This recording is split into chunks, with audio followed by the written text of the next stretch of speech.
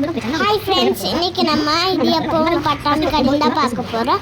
அதுக்கு நம்ம ஒரு பவுல் எடுத்துக்கணும். அதில் ஒரு கப்பு அரிசி மாவு போட்டுக்கணும், உப்பு போட்டுக்கணும், தேங்காய் எண்ணெயும் போட்டுக்கணும். அதை மிக்ஸ் பண்ணிக்கணும். ஒரு சுட தண்ணி போட்டுக்கணும். அதுவும் ஹாட் வாட்டரில் சுட அதை மிக்ஸ் பண்ணிக்கணும். கையால் மிக்ஸ் பண்ணாதே, கை பொழந்துடும். இப்போ வாங்க நம்ம வந்து குருமா பண்ணிடலாம். குருமாக்கு தேவையானது என்னன்னா 2 தக்காளி, 2 வெங்காயம், 3 பச்சை மிளகாய், இவ்வளோ தான். வாங்க எல்லாத்தையும் கட் பண்ணி குருமாக்கு இதை பார்த்துடலாம். வெங்காயத்தை வந்து சின்ன சின்னதாக இந்த மாதிரி கட் பண்ணிக்கோங்க.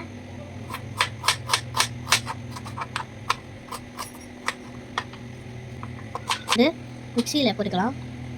அப்புறம் நம்ம வெங்காயத்தை கட் பண்ணி வச்சாலும் பாதி வெங்காயத்தை எடுத்து போட்டுக்கலாம். அப்புறம் தக்காளியுமே 4 கட் பண்ணி போட்டுக்கலாம். தக்காளியை முழுசாக வந்து 4 பக்கம் கட் பண்ணி போட்டுக்கலாம். இஞ்சியுமே குட்டி குட்டி கட் பண்ணி ஆட் பண்ணிக்கலாம். அப்புறம் ஒரு முழு பூண்டை எடுத்து நல்லா உரிச்சு எடுத்துக்கலாம். வந்து 4 பக்கம் கட் பண்ணி போட்டுக்கலாம். இஞ்சியுமே குட்டி குட்டி கட் பண்ணி ஆட் பண்ணிக்கலாம்.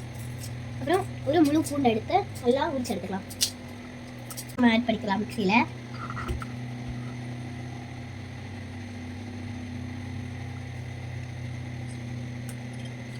இப்போ வாங்க நம்ம அரைச்சிட்டு வந்துடலாம்.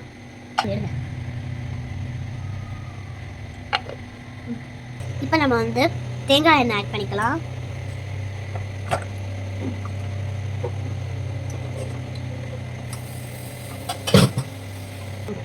சோம்பு கை கொஞ்சமா,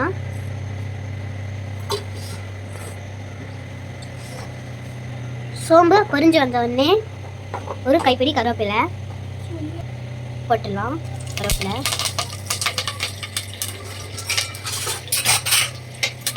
அப்புறம் நம்ம உரிச்சு வச்சிருந்த வெங்காயத்தையுமே போட்டுடலாம்.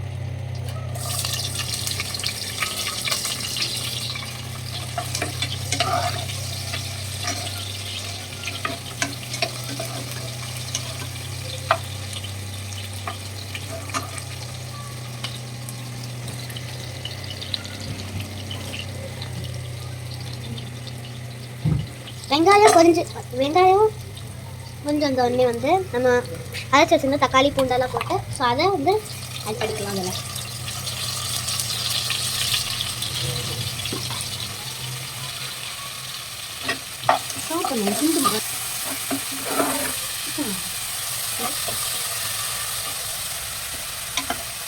பாதியா பிரியாணி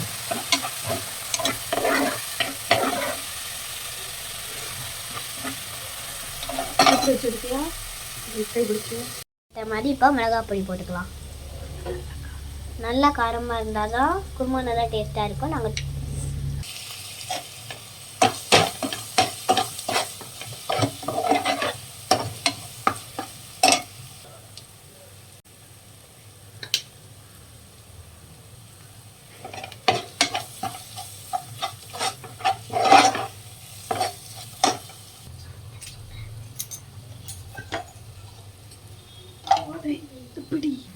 கொஞ்சமாக மஞ்சள்தூள் ஆட் பண்ணிக்கலாம். கொஞ்சமாக கரம் மசாலாவும் போட்டுக்கலாம்.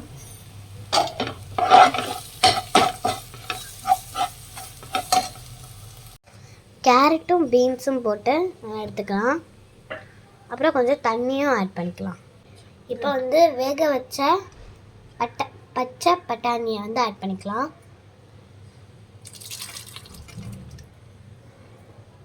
இதை நீங்கள் மிக்ஸ் பண்ணும்போதே அந்த மிளகாத்தூள் கரம் மசாலா போட்டு மிக்ஸ் பண்ணும்போதே அவ்வளோ ஸ்மெல்லாக இருக்கும்.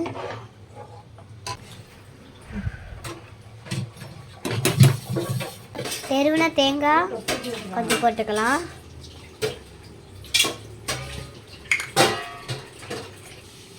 கொஞ்சம் கசகசா,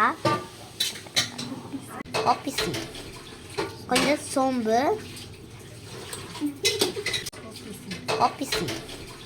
கொஞ்சம் சோம்பு. இப்போ வாங்க நம்ம அரைச்சிடலாம். இப்போ சிக்கன் மசாலா சேர்த்துடலாம்.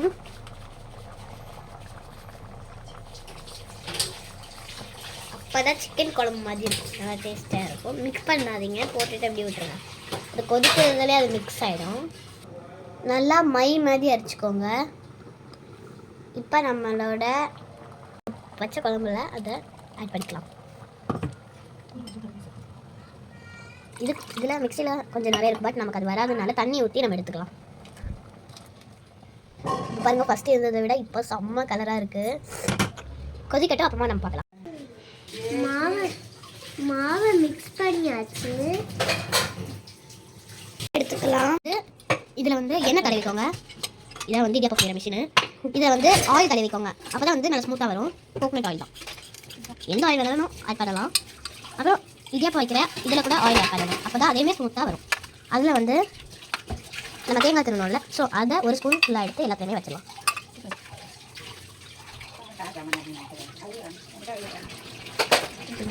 வந்து மிஷினுக்குள்ள போடலாம். நல்லா அதை ஃபுல் பண்ணணும். அப்போ தான் வந்து லாஸ்ட் வரைக்கும் நம்மளால இது பண்ண முடியும். ஃபுல் பண்ணிவிட்டு இப்படியே சுற்றி விட்டே இருக்கணும்.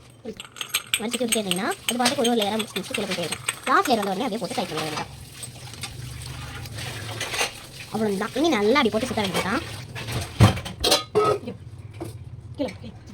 பாருங்க எப்படி விழுதுன்னு. இங்கே பார்த்தீங்களா எவ்வளோ ஸ்மூத்தாக அழகாக வருதுன்னு. நல்லா கோட்டை கட்டணுன்னே அப்படியே அதில் பிச்சு விட வேண்டியதான்.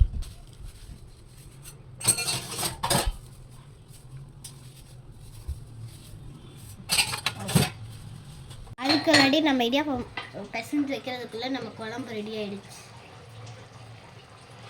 எப்படி கொதிக்கிது பார்த்தீங்களா? இருக்கும்.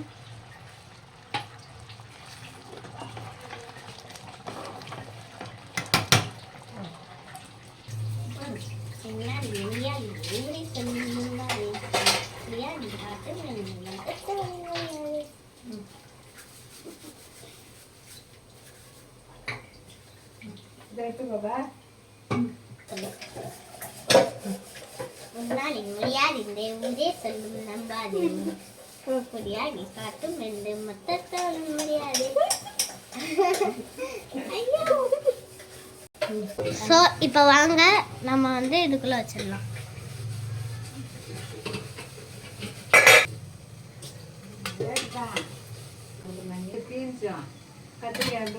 ஸோ இப்போ பார்த்தீங்கன்னா நம்மளோட இடியாப்பம் வந்து சூப்பராக ரெடி ஆயிடுச்சு. அண்டு குருமாமே சூப்பராக ரெடி ஆயிடுச்சு. வாங்க இப்போ நான் தட்டில் ட்ரான்ஸ்ஃபர் பண்ணிக்கலாம்.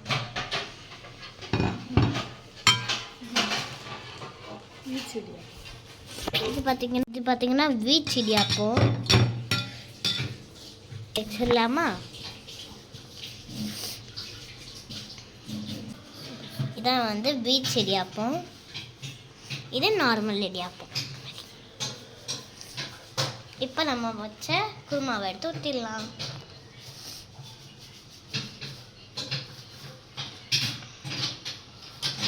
சூப்பராக இருக்குல்ல?